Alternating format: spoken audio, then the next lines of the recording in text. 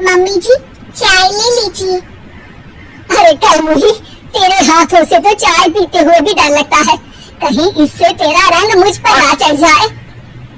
अगर इन्हें इतनी ही शर्म होती तो मेरे इतने हैंडसम भाई को इस तरह फंसाती नहीं। बानी और शिवम की लव मैरिज हुई है। बानी के ससुराल में उसकी ननद और सास हैं, जिन्हें अपने गोरे रंग पर बहुत गुरूर होता है, जिस वजह से वो बानी को सिर्फ उसके सांवले रंग की वजह से नापसंद करती है और हमेशा उसे ताने सुनाती रहती है। बानी उनकी सभी जली कटी बातें सुनकर चुपचाप वहाँ से चली जाती है। तुम माँ और छोटी को कुछ बोलती क्यों नहीं? मम्मी जी बड़ी है, हर चीज की ना समझ, इस तरह उन्हें उल्टा जवाब देना सही नहीं। मेरी जिम्मेदारी उनकी सेवा करना है, जो मैं पूरे दिल से हमेशा करती रहूंगी। ऐसा बोलकर बानी रसोई में जाकर रात के खाने की तैयारी करने लगती है। रात को खाना खाते हुए बानी की सास उसे कहती है, कल मैंने अपनी फ्रेंड्स के साथ किटी पार्टी रखी है, समय से सारा खाना बना देना और अपना मनहूस चेहरा लेकर ज्यादा उनके सामने मत आना, समझी? माँ, बानी आप दोनों की कितनी परवाह करती है, फिर भी आप उससे इतना बुरा व्यवहार क्यों करती हैं? अरे एक तो लव मैरिज करके इस कलमुही को हमारे सर पर लाकर बिठा दिया और अब हम इसे कुछ बोल भी नहीं सकते क्या? भैया तो इनकी तरफदारी करेंगे ही, आखिर इन्होंने पूरी तरह उन्हें अपने वश में जो किया है। जिसे जो करना है करे, बस कल मेरा सारा काम समय पर हो जाना चाहिए।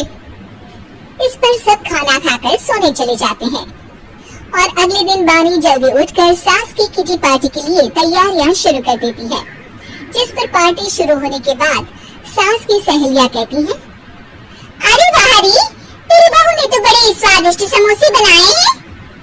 हाँ भाई, रंग कैसा भी हो, खाना बनाने में बिल्कुल अन्नपूर्णा है। अरे इसकी भी क्या बात करनी, मेरी बेटी से मिलो, इसकी सुंदरता के आगे तो उर्वशी रंभा भी फेल है। उर्वशी रंभा को तो फेल कर दी, पर क्या अन्नपूर्णा बन पाएगी? अरे इसे काम करने की क्या जरूरत, उसके लिए बानी है तो, और मैं तो इसकी शादी भी किसी नौकर चाकर वाले घर में ही करूंगी। बानी वापस रसोई में चली जाती है और किटी पार्टी चलती रहती है। उसी रात को बानी की सास गुस्से में चिल्लाते हुए अपने कमरे से बाहर निकल कर आती है। हाय रे, चोरी हो गई, मेरे पैसे, पक्का पक्का इस कलमुही की वजह से हुआ है ये सब। अरे क्या हुआ माँ, कौन सा आसमान टूट गया? अरे आसमान तो उसी दिन टूट गया था जब तू इस कलमुही से शादी करके इसे घर में ले आया था। खुद तो आई ही, अपने साथ साथ मनहूसियत का काला साया भी मेरे घर ले आई। अरे हुआ क्या माँ? अरे मेरी तिजोरी में रखे पैसे कहीं गायब हो गए, सुबह ही देखा, अरे यही रखे थे। क्या आप मुझ पर चोरी का इल्जाम लगा रही है? अरे काली बिल्ली पर भी क्या कोई मनहूसियत का इल्जाम लगाता है? ऐसा बोलकर बानी की सास वहाँ से चली जाती है। जिसके बाद शिवम और बानी बात करने लगते हैं। देखो, मम्मी की बात का बुरा मत मानना, वो बस परेशान है ना, इसलिए कुछ भी बोल गई। वो परेशान नहीं, मुझसे नफरत की वजह से ऐसा बोलकर गई है। उन्हें मैं हमेशा एक आंख नहीं सुहाती। देखो बानी, अगर तुम चाहो तो हम दूसरा घर लेकर वहाँ शिफ्ट कर सकते हैं। आखिर तुमसे प्यार करके तुम्हें अपनी जिम्मेदारी पर इस घर में लेकर आया हूँ, इस तरह टॉर्चर नहीं होने दे सकता। अगर आप साथ हैं तो मुझे किसी चीज की टेंशन नहीं, और आखिर वो हमारी बुजुर्ग हैं, हम उन्हें और छुटकी को इस तरह अकेले छोड़कर कैसे जा सकते हैं? इसके बाद बानी भी अपने कमरे में चली जाती है और अब हर रोज उसकी सास की तिजोरी से पैसे गायब होने लगते हैं। इसी तरह कुछ समय बीत जाता है और वो हर बार हर चीज का इल्जाम बानी पर लगाती है, पर बानी कभी कुछ भी नहीं बोलती। कलमुही नास पीटी, बहू को घर की लक्ष्मी बोलते हैं, ये तो पनौती बनकर आई है, पनौती। एक रात बानी की सास को आधी रात में प्यास लगती है तो वो पानी पीने रसोई की तरफ जाती है। तभी उसे अपनी बेटी के कमरे में कुछ आवाज सुनाई देती है। हाँ हाँ, मैंने मम्मी की तिजोरी से हर रोज थोड़े थोड़े पैसे निकाल कर हम दोनों की लायक खूब पैसे इकट्ठे कर लिए हैं। और मम्मी आज तक उस सब के लिए भाभी को ही जिम्मेदार समझती है।